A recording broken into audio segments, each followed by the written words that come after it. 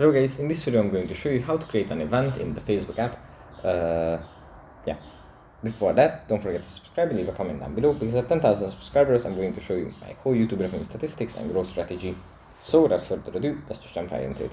First we have to open up the Facebook app, and here it opens up in the feed where we have some posts.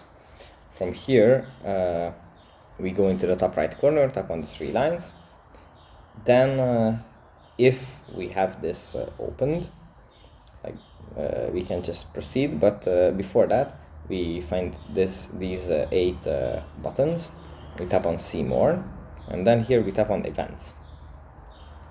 Now here we have some suggestions for events, but we have to go into the top right corner and tap on the plus icon, and here we can create an event. We can name it, we can give it a starting date. Yeah, we can set the details, we can add the banner, we can do everything that we would like. So yeah, after that we just tap on create event and done. That's pretty much it for this video. Hope it was helpful for you guys, and I'll see you in the next one. Bye.